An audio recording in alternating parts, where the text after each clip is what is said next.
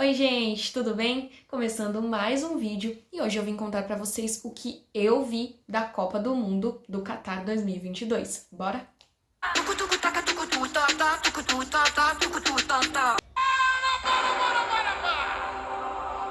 tudo aí! Mas antes de eu contar as minhas experiências, eu já quero pedir um favorzão pra você. Vem aqui embaixo nesse botão do inscrever-se, clica nele pra mim, se inscreve aqui no canal e também já deixa o seu curtir pra você não esquecer. Combinado? Feito isso? Então bora para as minhas considerações, vamos ver se são as mesmas que as suas.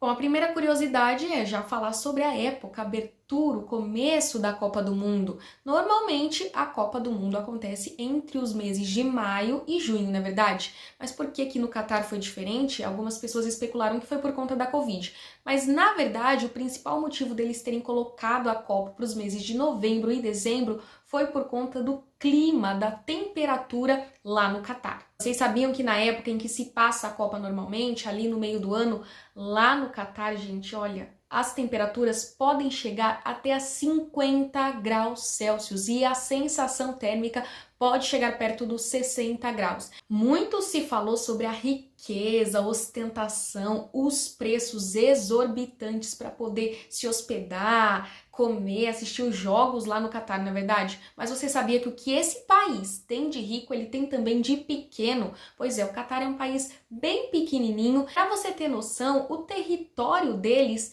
é metade do território do Sergipe, que é o menor estado aqui do Brasil. Dá para imaginar, gente, um país que tem ali, ó, metade do tamanho do menor estado do nosso Brasil. E foi por conta disso, por ser um país pequeno e os estádios ficarem bem próximos um do outro, que um brasileiro conseguiu bater um recorde e ser a primeira pessoa a assistir todos os jogos da Copa do Mundo. É claro que ele não conseguiu assistir todos os jogos inteiros, afinal, alguns jogos aconteceram simultaneamente, né, no final da primeira fase, mas ele conseguiu, gente, ele marcou presença em todos os jogos e foi a primeira pessoa a conseguir fazer isso. Se questionou por que esse país foi escolhido como sede, várias proibições aconteceram, inclusive ali super em cima da hora, envolvendo até patrocinadores, vocês devem ter acompanhado. Mas em contrapartida tivemos estreias importantes com as mulheres marcando presença na Copa. E isso é importante porque a gente sabe que o futebol até hoje, em 2022, ainda é um esporte extremamente machista, né? Onde as pessoas acham que só homem tem talento para jogar futebol, onde o futebol feminino, por mais que busque o seu espaço, ainda é muito desacreditado. Mas a gente teve aí alguns marcos nessa Copa do Mundo. Por exemplo, a Renata Silveira foi a primeira mulher a narrar um jogo de Copa do Mundo na Rede Globo de televisão, que é a maior emissora do nosso país e é a emissora que transmite, né, em TV aberta os jogos da Copa do Mundo para milhões de pessoas. E a gente teve também nos Jogos do Brasil a Ana Thaís, que já vinha comentando vários jogos, se saindo muito bem. Pois é, por mais controverso que tenha sido a FIFA escolher o Catar para sediar a Copa do Mundo, ela colocou ali, talvez até para fazer um meio termo nesse sentido, pela primeira vez 3 mulheres para apitar os jogos. Não dá para falar dessa Copa sem falar de Marrocos, né, gente? A seleção deu um show, roubou a cena e fez história. Marrocos foi a primeira seleção africana a conseguir se classificar para as semifinais de uma Copa do Mundo. Um marco assim, ó, para ficar registrado na história.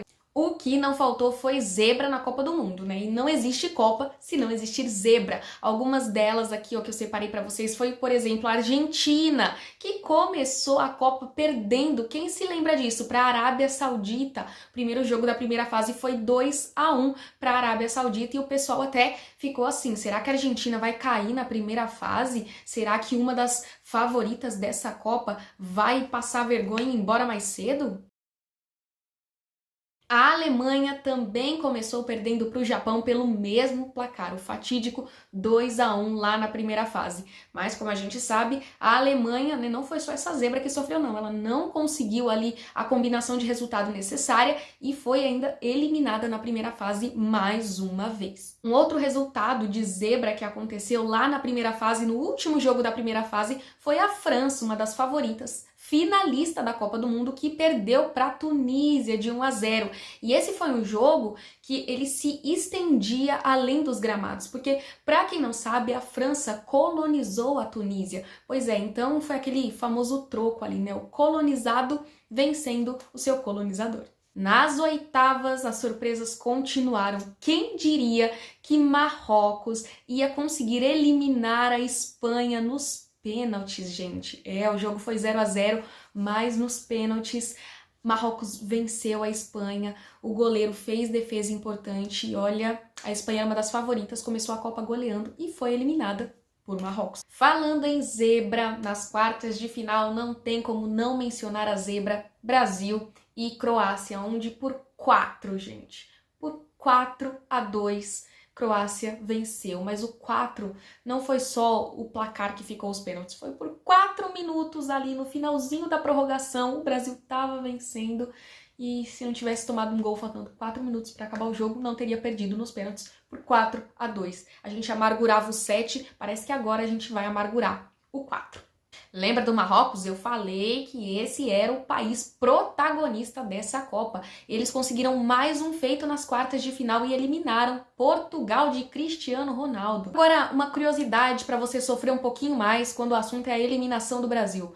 Você sabe que a Argentina, né, nossa maior rival, pegou a Croácia, que nos tirou da Copa, e você sabia que a Argentina conseguiu fazer 2 gols em menos tempo contra a Croácia do que aqueles 4 minutos que eu já citei que faltava para acabar o jogo? Pois é, um fato totalmente irrelevante, mas fica aí para martelar mais um pouco na sua cabeça que eram só 4 minutos. 2 goleiros brilharam muito nessa Copa do Mundo, eu não podia deixar de falar de Livakovic, o goleiro da Croácia, que conseguiu pegar 3 cobranças de pênalti no jogo contra o Japão e conseguiu pegar também uma cobrança lá no jogo contra o Brasil, né, a primeira penalidade que o Brasil cobrou, e com isso ele igualou a marca de mais defesas de pênalti da história das Copas. Ele não bateu esse recorde, mas ele entrou pro número dos goleiros que já conseguiram fazer aí 4 defesas de pênaltis muito importantes, sendo fundamental na classificação da sua seleção.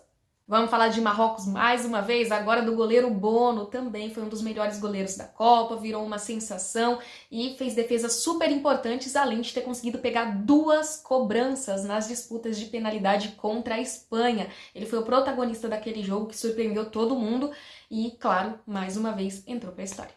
Esses goleiros também conseguiram o feito na primeira fase de sofrer apenas 1 gol nos 3 primeiros jogos cada um. Craques! Eu também preciso falar de Gonçalo Ramos, minha gente. O jogador português no jogo Portugal e Suíça conseguiu fazer o hat-trick, que é quando o mesmo jogador consegue fazer 3 gols numa mesma partida. Ele marcou 3 gols, além de ter jogado muito nessa partida. O que é curioso é que o Gonçalo tem apenas 21 anos, é super jovem e ele não era titular da equipe de Portugal. Ele entrou para substituir ninguém mais, ninguém menos do que Cristiano Ronaldo, gente. Isso porque burburinhos disseram que houve ali uma briga nos bastidores entre o Cristiano Ronaldo e o técnico da seleção portuguesa. Por isso o técnico deixou o Cristiano no banco. Essa decisão foi muito criticada pela imprensa, inclusive. Mas era o dia de Gonçalo brilhar. Ele entrou subestimado, super jovem, substituindo o Cristiano depois desse climão aí. O que ele fez? Nada mais, nada menos que 3 gols, definiu o jogo, foi ali o principal responsável pela classificação de Portugal e também entrou para a história. Foi muito emocionante assistir tudo isso acontecendo ao vivo. Agora, algumas curiosidades de fora do campo. Eu falei para vocês, né, que muitas vezes um jogo ele vai muito além ali do que dos 4 cantos de um gramado. Por exemplo, no jogo entre Inglaterra e França, esse já é um confronto bem conhecido da Copa do Mundo, de jogos de futebol, mas vocês sabiam que, além de dentro do campo, esses 2 países também têm conflitos históricos, políticos e econômicos. Os conflitos aconteciam por eles estarem apoiando diferentes governos, e até rusga por conta do idioma já existiu e existe até hoje entre esses 2 países. Uma outra curiosidade extra-campo é que Marrocos conseguiu enfrentar dentro de campo países que colonizaram o país, como, por exemplo, a Espanha, Portugal e França. A gente sabe que contra Portugal e a Espanha a história terminou super bem para Marrocos, então digamos que eles conseguiram ali dar um troco nesses países, saíram vitoriosos, eliminaram aí esses países que além de seus colonizadores são países com mais tradição no futebol. Agora me conta, no final da Copa do Mundo, você torceu para quem? Você foi França ou você foi Argentina? Eu sei que muita gente foi seleção Messi, né, nessa final. Diga-se de passagem, o cara é muito craque e merecia esse título para encerrar a carreira dele com chave de ouro, depois de ter se frustrado nas outras Copas do Mundo, ter chegado naquela final em 2014 e não ter conseguido levar a taça. Eu acho que foi super merecido e simbólico realmente para um jogador como o Messi, que vai ter conseguido mais essa conquista, que era o que faltava no currículo dele. Bom, foi isso que eu vi da Copa do Mundo, esse campeonato maravilhoso, onde a gente sorri, chora, se emociona, torce, vibra. Eu acho que a Copa do Mundo, ela serve realmente para distrair a gente de muitas coisas que acontecem, e eu acho que realmente o esporte, ele é um agente transformador, que pode levar mensagens importantes, afinal, é um evento onde o mundo inteiro para ver e ouvir o que está sendo dito, então, mensagens que são passadas nesse momento, elas são importantes e são muito difundidas, e eu acho que são poucas as oportunidades que a gente tem, mesmo num mundo tão globalizado, de conseguir passar esses recados de uma maneira tão ampla como a Copa do Mundo e alguns outros eventos oferecem. Se você gostou desse vídeo, não esquece de se inscrever no canal, deixar seu like e o seu comentário aqui, eu quero saber o que você achou. Obrigada por ter assistido, a gente se vê no próximo vídeo. Até mais!